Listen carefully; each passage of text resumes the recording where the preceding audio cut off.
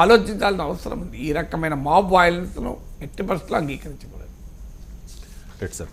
ఇక కీలకంగా తెలంగాణలో విద్యా కమిషన్ను ఏర్పాటు చేశారు సార్. హామీ ఇచ్చినట్టుగానే చైర్మన్ ఉంటారు, 3 సభ్యులు, 2 ఏళ్ల కాల పరిమితితో ఈ విద్యా కమిషన్ ఏర్పాటైంది. సో విద్యా వ్యవస్థను ప్రక్షాళన చేయాల్సిన అవసరం ఉందని చెప్పి గత ప్రభుత్వం చెప్పింది. చాలామంది నాయకులు చెప్తూ ఉంటారు, మేధావులు కూడా చెప్తూ ఉంటారు. సో ఈ విద్యా వ్యవస్థ ప్రక్షాళనకు విద్యా కమిషన్ ఏ రకంగా ఉపయోగపడుతుంది? అంటే నేను చూశాను ఈ విద్యా కమిషన్ జీవో చాలా మ్యాసివ్ టాస్క్. అంటే ఈ విద్యా కమిషను చాలామంది విద్యా కమిషన్ ఏర్పాటు అవుతుంది అన్నప్పుడు అనేక ప్రశ్నలు వచ్చాయి.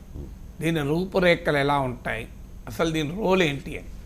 రోల్ అంటే రెగ్యులేటరీ ఇన్స్టిట్యూషన్గా ఉంటుందా, అడ్వైజరీ ఇన్స్టిట్యూషన్ లేదా రికమెండేటరీ ఇన్స్టిట్యూషన్గా ఉంటుందా, లేదా ఎగ్జిక్యూటివ్ ఇన్స్టిట్యూషన్గా ఉంటుందా అనేది 3 రకాల ప్రశ్నలు వచ్చాయి.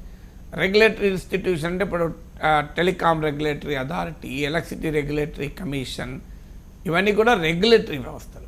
అంటే ఏదైనా పొరపాట్లు జరిగితే వాటిని నియంత్రించేటువంటి.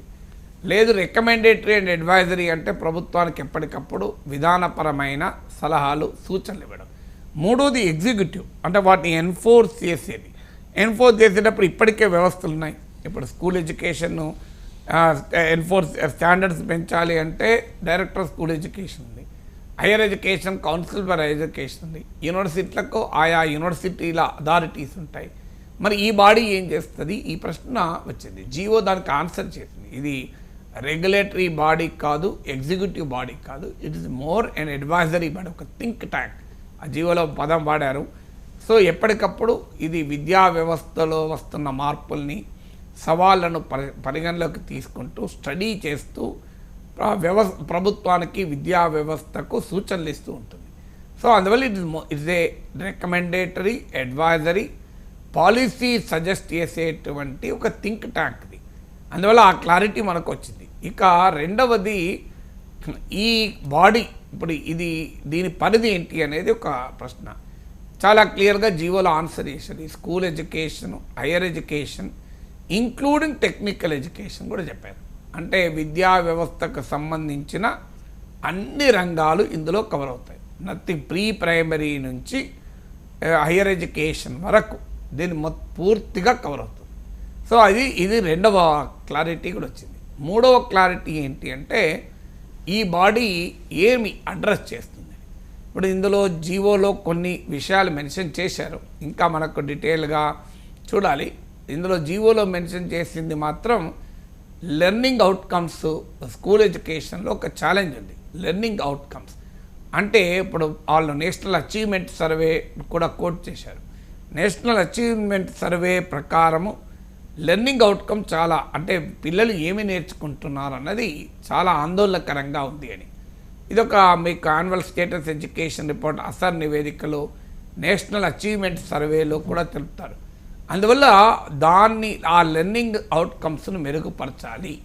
దానికి అవసరమైన బోధనాపరమైన మార్పులు ఏంటి, పెడగోగికల్ చేంజెస్ ఏంటి, మెథడాలజికల్ చేంజెస్ ఏంటి, ఇన్ఫ్రాస్ట్రక్చర్లో రావాల్సిన మార్పులు ఏంటి, పాలసీస్లో రావాల్సిన మార్పులు ఏంటి అనేది సూచించడం అనేది ఈ విద్యా కమిషన్ యొక్క మొదటి పని.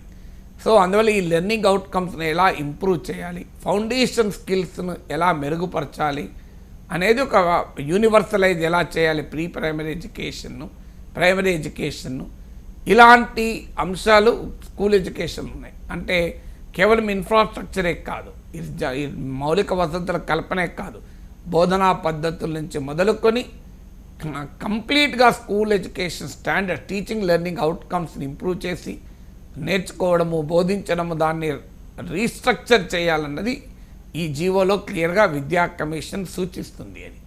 అలాగే హైయర్ ఎడ్యుకేషన్లో కూడా రీసెర్చ్ దెబ్బతింటోంది.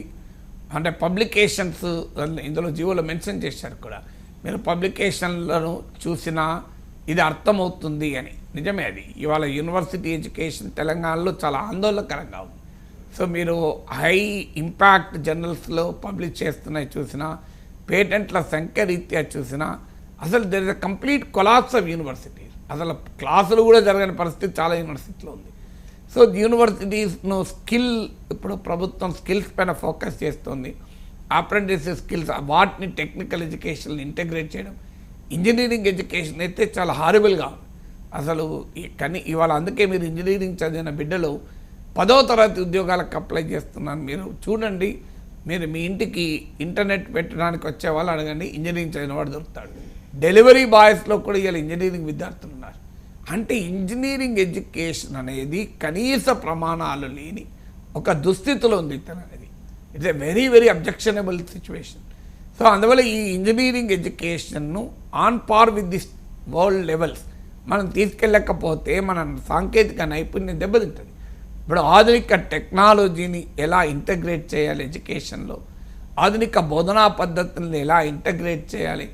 ఆశ్చర్యం వేస్తే మనకు పీజీ వరకు చదువుతారు, ఇంగ్లీష్లో ఒక పేర రాయలేరు, ఒక ఇంగ్లీష్లో ఒక 15 నిమిషాలు మాట్లాడలేరు. ఏంటిది, ఎందుకు ఉండాలి ఇలా? రాకేష్ శర్మ మన ఆస్ట్రోనాట్ 6 నెలలు రష్యాకు పోయి రష్యన్ లాంగ్వేజ్ మాట్లాడుకున్నాడే. మనం ఎందుకు మరి ఏం చేయలేకపోతున్నాం? దీనికి ఈజీగా ఇమీడియట్గా మేము తెలుగు మీడియాలు చదువుకున్నాం, మేము గవర్నమెంట్ స్కూల్లో చదువుకున్నాం. గవర్నమెంట్ స్కూల్లో చదువుకుని రాకూడదా? నేను కూడా గవర్నమెంట్ స్కూల్లో చదువుకున్నా, నేను కూడా తెలుగు మీడియంలో చదువుకున్నా, అది కూడా ఆదిలాబాద్ జిల్లాలో చదువుకున్నా. మనకు తెలుగు వచ్చింది, ఇంగ్లీష్ వచ్చింది కదా. నేను భారతదేశంలో ఉన్న ప్రతి ఇంగ్లీష్ పత్రికకు రాశాను, దాదాపు అన్ని పత్రికలకు, Hindu, Economic Times, Hindustan Times, Pioneer, Outlook, Frontline, Economic and Political Weekly, ఇలా అన్నిటికీ రాశానే. మన నాకు ఎలా వచ్చింది ఇంగ్లీష్? నేను ఆదిలాబాద్ జిల్లాలో చదువుకున్నాను. అందువల్ల మనము చాలా సులభంగా ఇతరులపైకి వేస్తాం. సో మరి ఆ టీచింగ్ స్టాండ్ మీకు విచిత్రంగా ఉంటుంది. ఒక మీకు కానిస్టేబుల్కు ట్రైనింగ్ ఉంటుంది, మీకు అన్ని రకాల వాటికి నిరంతర శిక్షణ ఉంటుంది. కానీ కంటిన్యూస్ టీచింగ్ అండ్ లెర్నింగ్ కొరకు, టీచర్ల ట్రైనింగ్ కొరకు ఓ టీచర్స్ అకాడమీ లేదు మన దగ్గర. ఆశ్చర్యం వేస్తుంది. ఉపాధ్యాయులకు కాన్స్టాంట్ అప్డేషన్, వాళ్ళ నాలెడ్జ్ని పెంచుకోవడం, వారి నైపుణ్యాన్ని పెంచుకోవడం వస్తుంది. సో అందువల్ల ఇలాంటి మార్పులు చాలా చేయాలి. ఇప్పుడు ఇన్ఫ్రాస్ట్రక్చర్ను ఇంప్రూవ్ చేయడం, ఇన్ఫ్రాస్ట్రక్చర్ ఇంప్రూవ్ చేసినంత మాత్రాన్ని సరిపోదు, నువ్వు కంప్యూటర్ ఇచ్చిన మాత్రాన్ని సరిపోదు, ఆ టీచింగ్ మెథడ్స్లో మార్పు రావాలి.